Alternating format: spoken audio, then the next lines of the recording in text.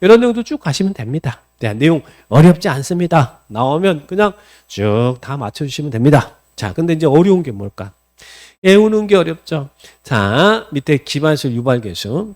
자, 여러분 보세요. 이 건물의 용도가 어떤 용도이냐에 따라서 요 놈이 많이 사용될 게 있고 덜 사용되는 게 있을 거 아니에요. 그래서 건물마다 그 건물의 용도마다 기반시설 유발계수를 정해놨어. 그러면 계수가 높으면 높을수록 돈을 많이 내야 된다는 이야기 있잖아요. 우리 건축법에는 29개 용도가 있잖아요. 단독주택부터 시작해서 맨 29번째 야영장시까지 29개 용도가 있는데 우리 국토계획법에서는 29개 용도에 대한 유발계수를 다 정해놨다는 이야기예요. 그러면 시험에 이 유발계수가 시험에 나올까요? 유발계수가 나올까? 29개 용도에 대한 유발계수가 이렇게 쭉 매겨져 있는데 그건 나올까? 그죠? 나오니까 지금 이야기하게 해보겠죠? 안 나오면 안 할 건데. 자, 그죠? 그러면 유발계수 보니까 거기 단독주택부터 시작해서 거기 보니까 29개를 제가 써놨어요? 아니면 뭐 쓰다가 성질 나니까 등 해버렸어요? 뭐 29개 안 쓰고 그것도 하다가 성질 나니까 18 하면서 등 이래버렸잖아요. 그렇죠? 29개도 아니고. 자, 그러면은 29개 다 안 해도 된다는 이야기네. 나오는 패턴을 보시면 어떻게 나올까? 다음 중 유발계수가 가장 높은 것은 이렇게 나와. 또 높은 것에서 낮은 것으로 순서가 바른 것이다. 그럼 다 외우지 말고 아니 높은 것만 죽어라 중얼중얼해서 외워놓으면 될 거 아니에요. 그래서 높은 것 순서를 이렇게 정리해 놓은 거예요. 요것만 하시면 돼. 그럼 유발계수 나오면 절대 틀릴 일이 없어요. 자, 유발계수 어떻게?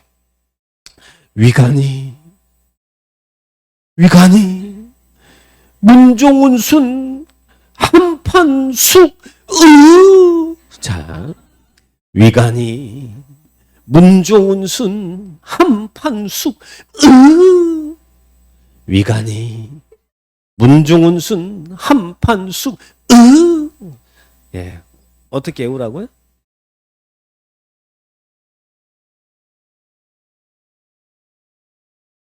네, 저처럼 그 따라 그래야지. 자 보세요. 무조건 제일 높은 게 유락시설입니다. 위간이 하면 돼. 유락시설이 2.1. 계수 뭐 2.2냐 1.9냐 1.6이냐 몰라도 순서만 중얼중얼 하면 돼요. 위간이. 유락시설 2.1, 관광휴게시설 1.9. 최근 여기 관광휴게시설이 답이 한번 나온 적이 있고 이문 군생이죠. 예, 이종군생 1.6. 그리고 문종운수는 다 1.4. 문종운수. 문화미집배시설, 종교시설, 운수시설, 자원순환 관련시설 1.4. 문종운수. 그리고 한판, 계란 한판, 일종군생 판매시설 1.3. 숙은 숙박이겠죠. 1.0. 의료시설 0.9. 그리고 그 밑에 모르면 0.7이 겁나 많아. 위에 보니까 0.7이 겁나 많아. 0.9까지만 딱 순서대로 외우는 거예요. 위간이 문종운순 한판숙 자, 이렇게 해서 남들은 찍는다지만 우리는 맞추는 거예요. 자, 그래서 유발계수 이렇게 정리합니다. 암기 할 수 있겠죠? 자, 그렇게 정리를 딱 합니다. 그래서 기반시설 부담구역 개발 기반 설치 비용 이런 분들 꼭 시험에 나오는 부분이니까 체크하시면 되는데 같이 묶어서 물어볼 수도 있어요. 자, 그러면 오른쪽 61페이지에는 기타 시범도시 나왔습니까? 이것은 시범도시가 어디에 있다? 국토계획법에 있다. 있다. 요즘은 지자체 시대죠. 그러니까 지자체가 분야별로 개성 있는 발전할 수 있도록 국장이 시범도시를 지정해 줄 수 있대. 시범도시 지정되면 거기에 따른 시범도시 계획 수립하고 또 사업을 하면 국가가 보조 융자해 주는 게 이제 시범도시예요. 근데 시범도시는 시험에 한 번 정도 살짝 물어봤는데 뭐 추가적으로 막 자주 나오는 부분은 아니니까 공부 많이 되면 한 번은 볼 거예요. 그러나 지금은 보지 마세요. 있다라는 것만 기억하셔요. 자, 그다음 뒤로 넘겨보시면 청문이 있어요. 청문. 자, 이 청문은 자주 등장을 해요. 행정절차법에 따르면 행정절차법이라는 게 있어요. 행정기관이 우리에게 불이익처분을 가하고자 할 때는 서면으로 의견을 진술할 수 있는 기회를 주거나 아니면 청문을 실시해서 소명할 수 있는 기회를 줘야 돼요. 행정절차법에 따르면. 근데 행정절차법에 따르면 청문은 어떨 때 하냐면 서면 의견 제시가 아니라 청문은 어떨 때 하냐면 개별법에 명시되어 있는 경우에 청문을 실시하도록 해요. 그래서 우리 국토계획법에서는 이러이런 경우는 청문을 실시해서 소명할 수 있는 기회를 줘라고 청문사유를 정해놓고 있다는 이야기예요.